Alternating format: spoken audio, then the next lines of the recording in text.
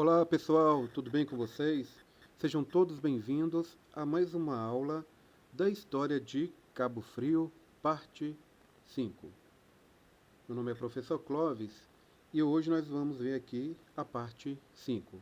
Lembrando, pessoal, que a parte 6, neste próximo sábado agora, a aula ela será ao vivo, tudo bem?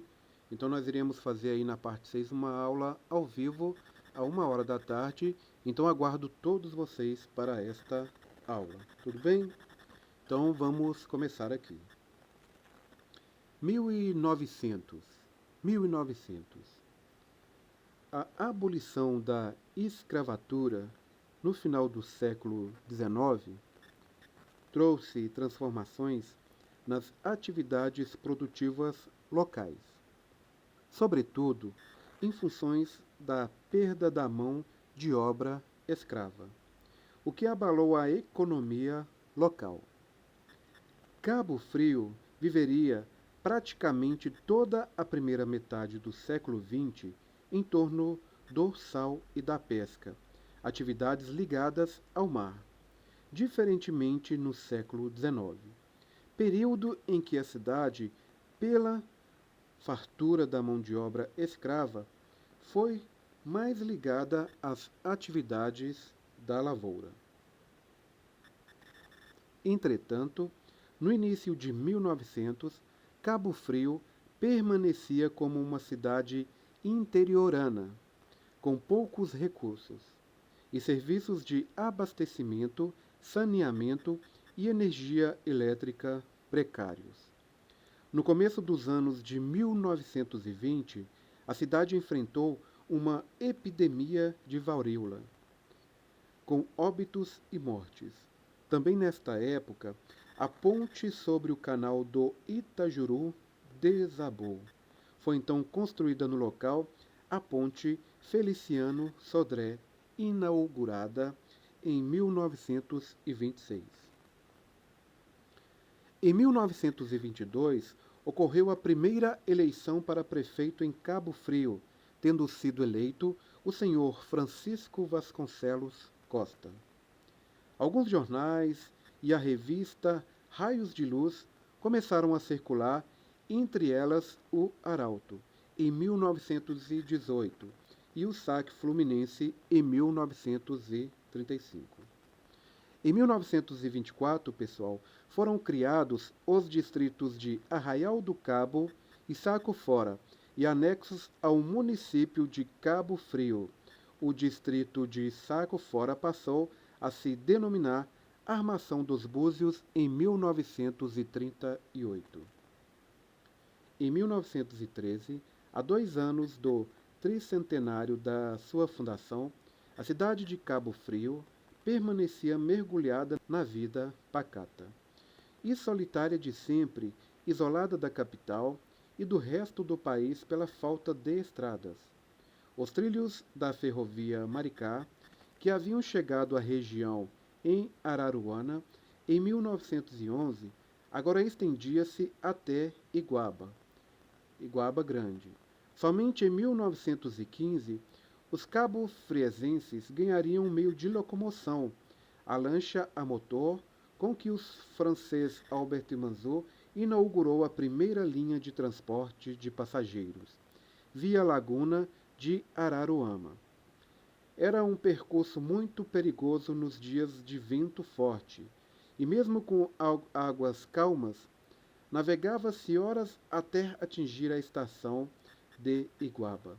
Depois dali, até Niterói, a situação não era melhor, pois as inúmeras falhas na construção da ferrovia causavam tantos descarrilhamentos que a viagem poderia durar mais de 10 horas. Em 1923, com a abertura de uma estrada de rodagem até Iguaba, foi inaugurada uma linha de ônibus com viagem às terças-feiras e tempos depois também aos sábados.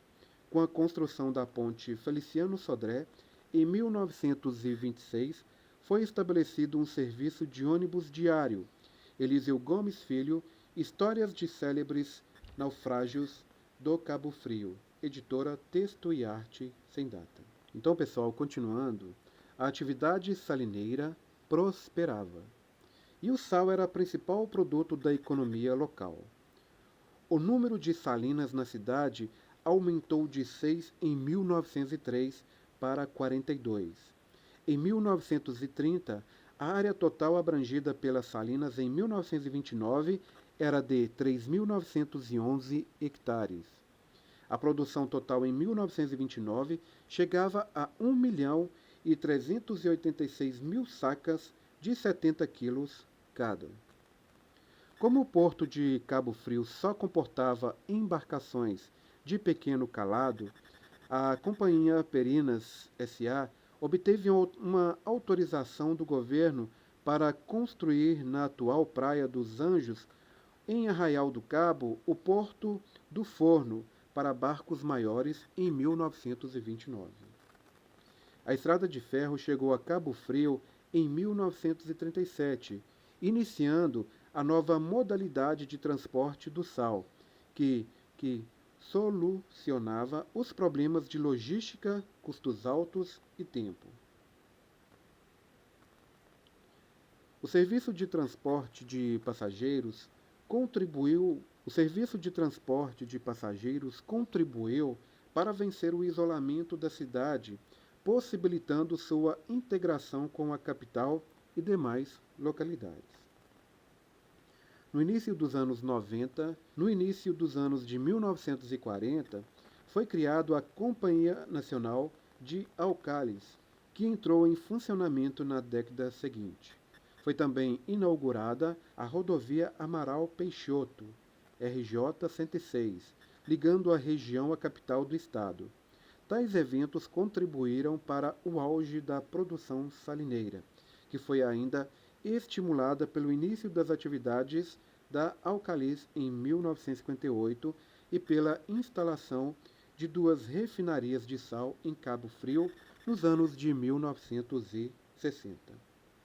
A rodovia Amaral Peixoto, pavimentada em meados de 1950, se consolidou como meio de transporte para o sal e demais produtos da região, substituindo rapidamente a linha férrea, que foi erradicada no início dos anos de 1960.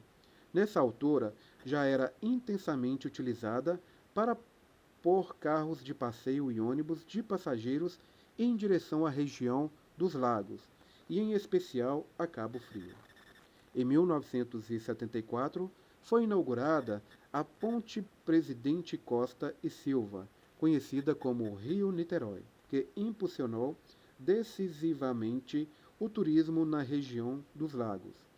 A perda da lucratividade da economia salineira fluminense e a especulação imobiliária que veio com o turismo foram fatores que influenciaram o declínio e o fechamento das salinas da região, encerrando este ciclo econômico. Seguiu-se um processo acelerado de construções e ocupação das salinas desativadas para a construção de condomínios e residências. A migração para a região passou a crescer, eram os que buscavam trabalho nas obras, ou nas cidades em que o movimento turístico era maior, como Cabo Frio.